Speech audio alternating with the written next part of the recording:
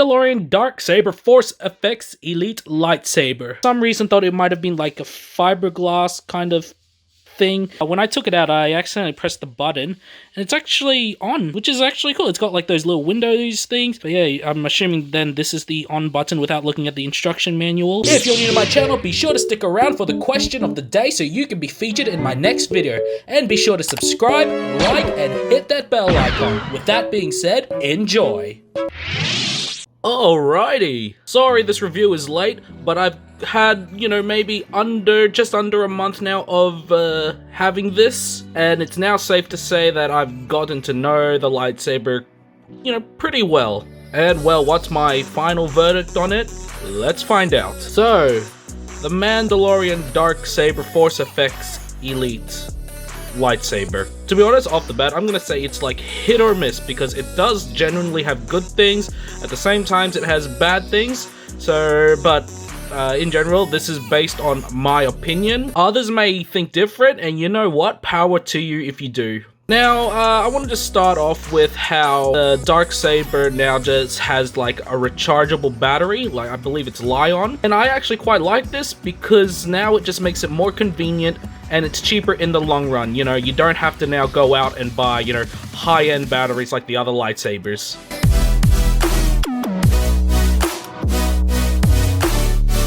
Assuming you have like a phone charger of some sort, because that's how it connects. It's basically like charging a phone. It's almost like a smart saber. To access the battery, you'll find that there's a screw right here, which I'll show you with some B-roll footage. So basically unscrew that and then literally just pull it out and voila.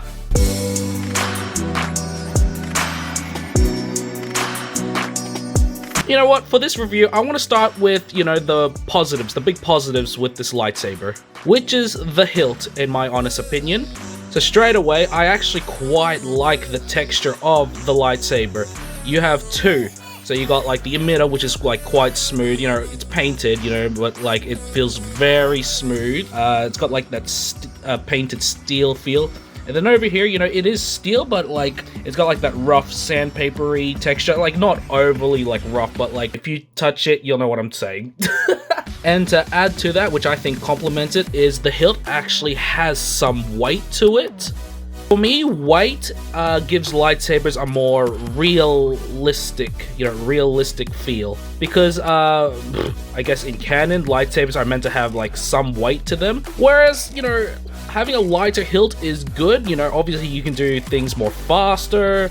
I guess you'd be more effective as a lightsaber duelist. But if you want that like authentic Star Wars canon feel, I'd say, weight really does help with that. Another thing I really quite like about the hilt are like the patterns, like I'm gonna say like tribal, like it does genuinely look cool, like something very unique from your traditional lightsabers. If you see like closely there. But yeah, no, obviously this isn't your traditional lightsaber, this is the Darksaber after all.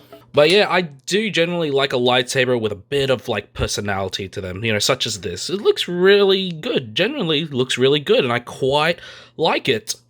Just overall, I find the detail of the hilt to be, spectacular, phenomenal. If a saber company were to make a NeoPixel and this was the hilt, I would not like doubt its quality one bit. Disassembling, the emitter, you've got like the blade plug. I'm gonna call this the blade plug, which is a nice metal, which I quite like, but then for some reason when you go to the blade, it like becomes plastic. I wish it was a consistent, metal, but whatever. After all, it is mainly just a display piece for me, but yeah, no, this actually feels quite nice. I don't mind it at all. And then the little slide panel thing, not a panel, sorry. The thing to cover the blade plug, I guess, is, again, I quite like it. Emitter. It's cool. I have just quickly shut the blinds for this, but let's dive into the, the startup. I actually, do genuinely like its startup. It's smooth. Your traditional Force Effects lightsabers, is very rough. This one, is a more, like, smoother startup, which is good. Of course, you've got the the effects, you know, blaster, and then like the screeching effects, which is good, you know. Force Effects Elite is a step up from your traditional Force Effects lightsabers, but with that being said, you know, that is standard in all Force Effects Elite lightsabers. Now let's get on to the unfortunate negatives. Now, straight away, you know, I didn't notice it at first with my initial unboxing, but the speaker is all the way up on the hilt there for some reason. Problem with this is, like, when you hold it, you're more likely to cover your speaker, which is, you know, which does affect the volume of the lightsaber. A very, very strange place to put a speaker, you know. They should have just gone, you know, traditional and put it on like the bottom somewhere. It's a very, yeah, again, a very strange place to put, you know, the speaker.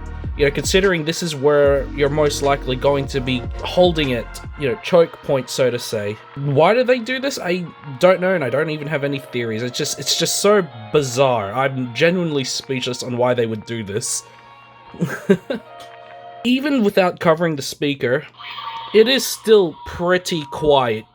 You know, like, so you're just making a quiet speaker even quieter, you know, when you place your hand there, which is, oof. You know what? Let's do a comparison with an old Force Effects lightsaber. Here we have a classic Revenge of the Sith Anakin Skywalker Force Effects with removable blade, and we're gonna put that up against the Darksaber. Now, bear in mind, yes, they are, you know, they're both lightsabers and completely different.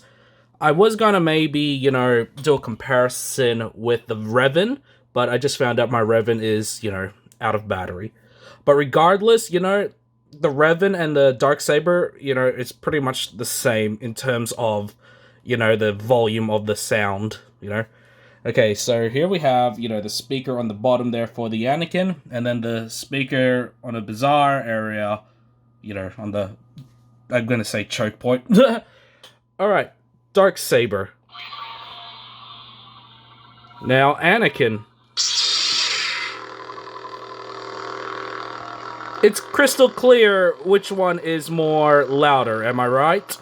This is gonna sound a bit passive-aggressive, but Hasbro really needs to step it up with the sound with their Force Effects Elite lineups. You know, especially when it's supposed to be, you know, Force Effects Elite, like a more premium, you know, product than the Force Effects lightsabers, the standard ones. Now, going on to the brightness of the blade, right now, the camera's not really doing it justice, but, you know, it is genuinely bright. I will acknowledge that. But because the LEDs themselves are not, you know, diffused in some way or form like previous blades are, you can see the individual LEDs. Like, if you look at that, because they're not diffused, you can see the, like, the LEDs, you know, individually, which is a real turn-off, you know. It just makes it look like a toy. Even if you diffuse it and sacrifice a little bit of brightness just to get a more consistent, you know, light, 100% like that, better than what we got now. On the bottom there's a missing LED, so that just looks quite off. And then on the very top there, the edge, there's no LED on the top, so it just looks quite odd. What gives? Taking a closer look at the blade, you know, it's a very, for me, it's a cheap plastic. It's a rough, like, it's just, it really does give the impression that it's just a toy. It's such a shame. And not only that, you know, with it being cheap, it is flimsy. Look at that, like, and I dare say, you know, after, you know, playing with it for a while, you know, after just under a month of ownership, I dare say it actually got more flimsy, so it actually got a bit more weaker. I don't know if anyone else is the same. Honestly, if you do have the Darksaber or do plan to get it, 100%, I said this in the unboxing video, but I recommend do not, like, play with it too hard. You could swing it, you know, definitely, for sure. It's a freaking lightsaber. What do they expect? But in terms of going hard out, you know, doing your twirls, flurries, and all that, try to avoid it, you know. After all, it is not a cheap, you know, product, you know. I paid, you know, $500 Australian, and, yeah, it's basically just a display piece, if I'm being real honest here. Again, you know, a reminder, just again, you know, try not to overdo it with this lightsaber. Now let's get on to, you know, some neutral things, well, for me, that are neutral. So just off the bat, you know, you got these LEDs, you know, within the lightsaber, which is, I guess, meant to give it some sort of effect, especially, you know, when you put it back on. You got like the windows there, which, you know, I guess is cool in some way, but for me, I much would rather, you know, you reuse the Revan gimmick and put like a kyber crystal in there or something, rather than just 2 random LEDs. Like, it just looks like a flashlight now. But, you know, I'm not too fast, just, you know... There's also no covertic wheel or some sort of like D-ring to attach to your belt. Instead, you've got like this thread, which I'm assuming they're gonna assume that you're gonna put some sort of string there to use to attach to your belt, which, okay, whatever. But I guess this is a negative for cosplayers, because if you want to attach this to your belt or something, you're gonna have to do a bit of DIY, which personally I don't really care as much because I'm not much of a cosplayer. It's really just a display, you know, piece, ornament. But yeah, if you do want to take this to like Supernova or Comic-Con, just a heads up, yes, you will have to do a bit of DIY and use the thread hole. I'm gonna assume you're gonna use some sort of like string or something. Overall, my Knights of Hen, you know, the hilt itself is quite nice. I do genuinely like the hilt, you know. I dare say the hilt and the weight of it and stuff like that, the feel of it, is kind of what is saving the lightsaber. But, you know, looks can be deceiving. The internals, the speaker, the sound, the blade, it just, unfortunately, really brings it down also. In my honest opinion, you buy this thing just for the hilt, you know, just a display piece. In terms of the price, you know, $500 Australian, it is quite expensive, and to be honest, do I say that's worth it? A slight no. I'm sorry, Hasbro, but if the other stuff were improved, like the blades, the sound, even just those two, you know, I feel like that would, you know, do so much to help the lightsaber. It's actually such a shame, because I actually did have high expectations, you know, for this lightsaber, because I genuinely thought maybe they were going to raise the bar, but there you go, guys, my review of the Darksaber Force FX Elite. Now, before we get on to the question of the video, last video I asked you guys, you know, what Force FX Elite lightsabers do you want to see be made? And this is what y'all said.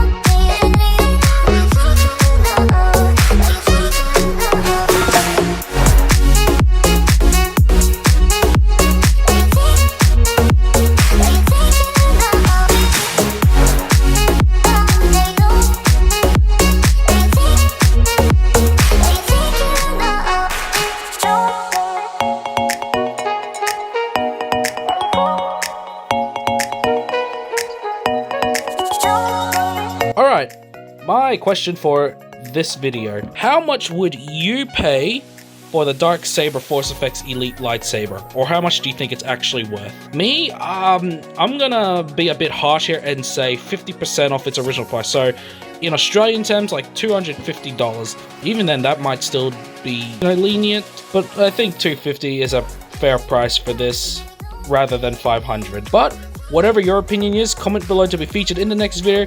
And as always, my Knights of Hen, may the Force be with you, and this is the way.